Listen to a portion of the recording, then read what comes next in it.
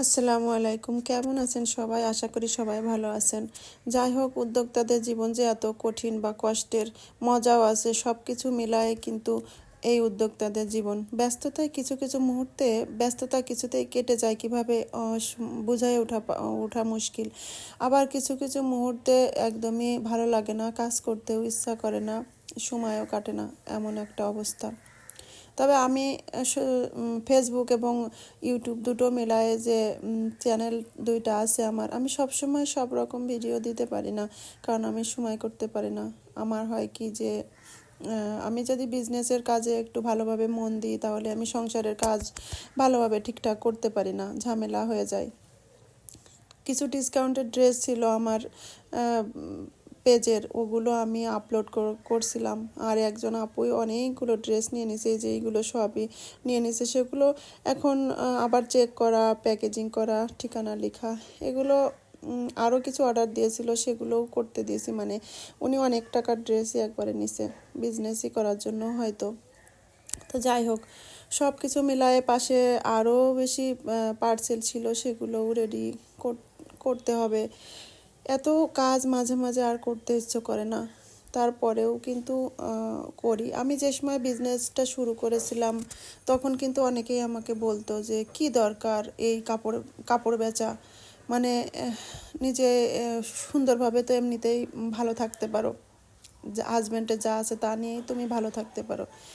আসলে ভালো থাকাটা আসলে কি বোঝায় সেটাই আমি জানি না, যে আসলে ভালো থাকাটা কি শুধু আরাম আয়েশ করেই দিন পার করা, আর হাজব্যান্ডের কাছ থেকে টাকা নেওয়া, কেনাকাটা করা, আরাম আয়েশ করে শুয়ে বসে থাকা, একেই কি ভালো থাকা বলে কিনা আমি জানি না। তবে আমার মনে হয়, আমার দিক থেকে এটাই আমি বুঝবো যে ভালো থাকা মানে হলো নিজে কিছু করা, নিজের স্বাধীনতা, নিজে কিছু ঘরে বসে ইনকাম করা। কিছু ইনকাম করার মধ্যে যে এত একটা শান্তি আছে, আসলে যে উদ্যোক্তা যে ইনকাম করে, কিন্তু সেই বলতে পারবে যে আসলে কিসে মজা, কিসে ভালো থাকা।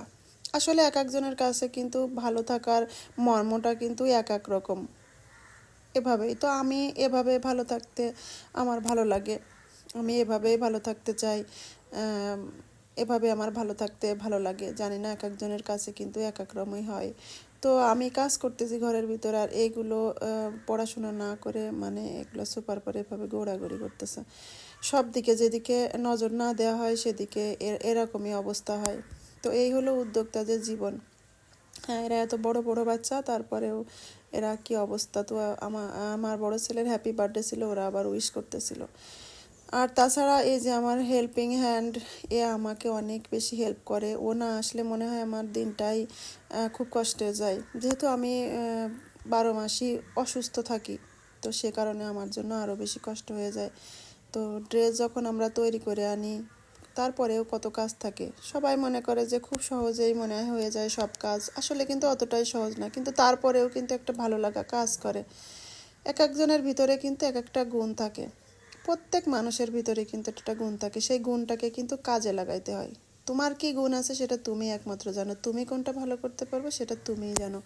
এভাবেই কিন্তু উদ্যোক্তাদের জীবন শুরু হয়। প্রত্যেকটা মানুষেরই, সবাই যে একই রকম গুণ থাকবে এরকম কোনো কথা নেই। প্রত্যেকটা মানুষের আলাদা আলাদাভাবে সফল হতে হয়। কেউ পড়াশোনা, অনেক দূর পড়াশোনা করে চাকরি করতে ভালোবাসে। কেউ বিসিএস পরীক্ষা দিয়া বা মাস্টার্স পাস করার পরেও কিন্তু অনলাইন বিজনেস করে। এগুলো যার যার স্বাধীনতা, যার যার ইচ্ছা, সে সেভাবেই করতে পছন্দ করে, এই আর কি। কিন্তু যাই হোক, তারপরেও কিন্তু আমি বলবো যে কিছু মানুষের কিছু করা উচিত, প্রত্যেকটা মানুষেরই কিছু করা উচিত। প্রত্যেকটা মেয়ের হাত পেতে টাকা নেওয়া, স্বামী যতই বড় লোক হোক, তারপরে কিন্তু হাত পেতে টাকা নিতে কেমন লাগে। আপনারা অবশ্যই আমার ভিডিওটা দেখে কমেন্টস করবেন যে যার অনেক বেশি টাকা আছে হাজব্যান্ডে, তারপরেও কিন্তু চাইতে হয় টাকা।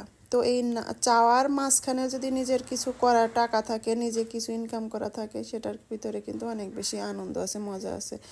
নিজে যে কিছু করি, নিজের একটা পরিচিতি, নিজেই কিছু করতেছি, এটা আমার নিজের ইনকাম। এই টাকাটার যে, এটা টাকা না, মনে হয় যেন একটা একটা খুব সুন্দর আমি ঠিক ওইভাবে বুঝাইতে পারছি না, মানে ওইটা টাকা হিসাব করলেই হবে না, একটা আলাদা সম্মান, আলাদা নিজেই নিজের পরিচিত হওয়া। আমি একজনের বউ, অমুকের মেয়ে, অমুকের বোন, নিজেরও তো নিজের একটা পরিচয় থাকা উচিত আমার মনে হয় প্রত্যেকটা মেয়েরই, যে আমি অমুক। হ্যাঁ, এইভাবেই তো পরিচয় হওয়া উচিত প্রত্যেকটা মেয়েরই। যাই হোক, এক একজনের চিন্তাধারা কিন্তু এক একই রকম, আমার চিন্তাধারা একরকম। তবে আমি এখন মনে করি এখন বর্তমানে প্রত্যেকটা মেয়েই কিন্তু কিছু না কিছু ইনকাম করে, অনলাইনে কিছু না কিছু করে।